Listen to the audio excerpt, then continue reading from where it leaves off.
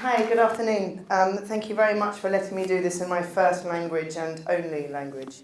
And to everybody else for doing it in your second, third or fourth. I see that most of the people in this room have a hand on either side of their body.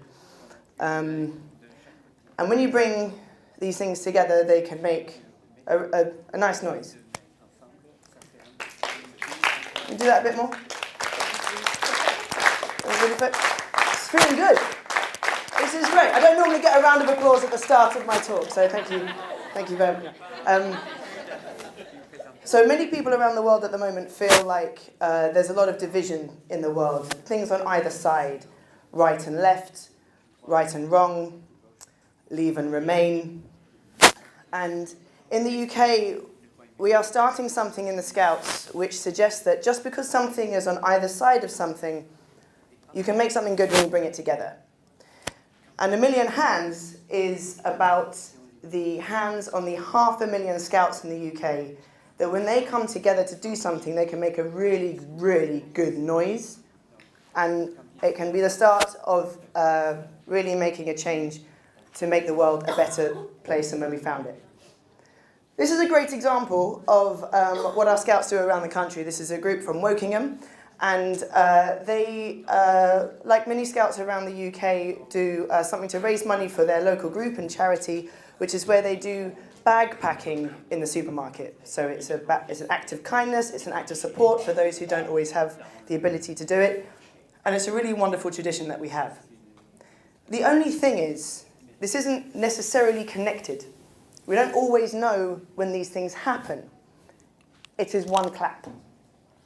So what 1 Million Hands are trying to do is to understand how we can collectively make a longer term impact with really effective activities using the collective impact model. These are the 5 core principles of the collective impact model. Take a photo because these slides are going to go quick because I don't have an enormous amount of time. But what I'm going to do is I'm going to show you how the 1 Million Hands project really tries to meet and is driven by these 5 core principles of a common agenda, shared measurement, mutually reinforcing activities, continuous communication, and backbone support. This is one of a few of the models that we are looking at today, by the way. So to start with having a common agenda, as we know, Scouts is fundamentally supposed to be a youth-shaped organisation. And in the UK, our Skills for Life strategy, one of the 4 pillars is to be youth-shaped. So we've brought together these 10 brilliant 14 to 30-year-olds from around the country. Youth-shaped. It's when your experience is shaped by the young people.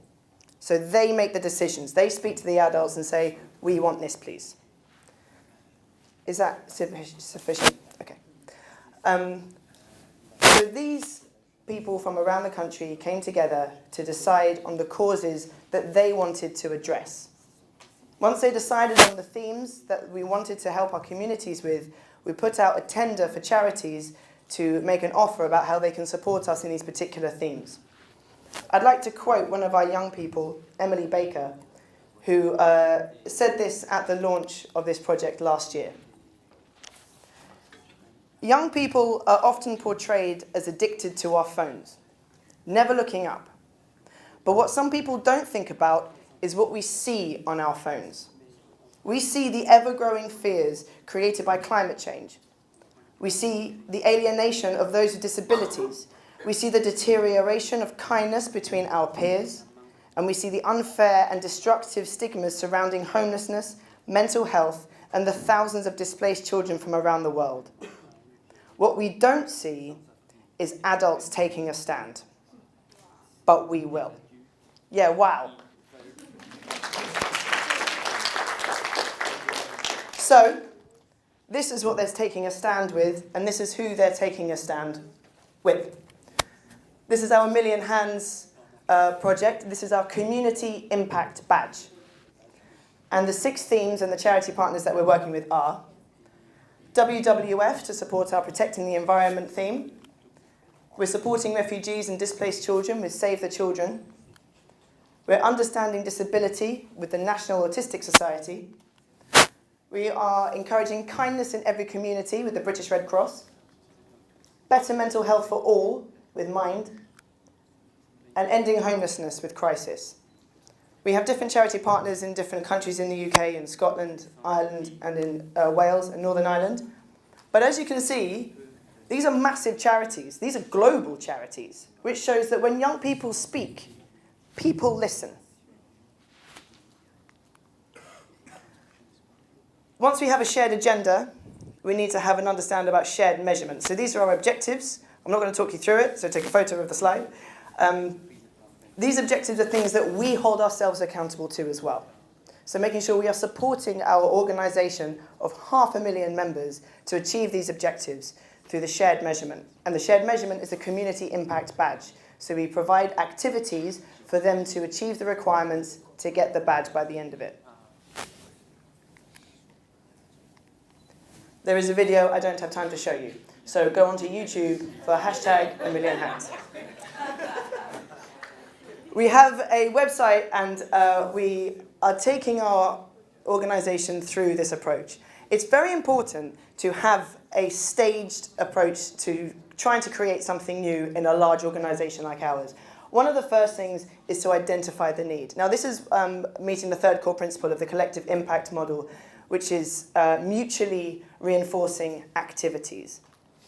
We have a magazine and a website, and the magazine comes out every term, so September, January, and April.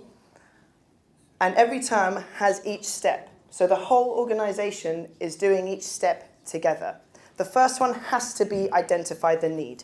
You can't come in with an activity and assume people want it in your community. You have to understand what the need is first. Then you plan the action, you take the action, you learn from it, change it if you need it, do it again, and then tell the world.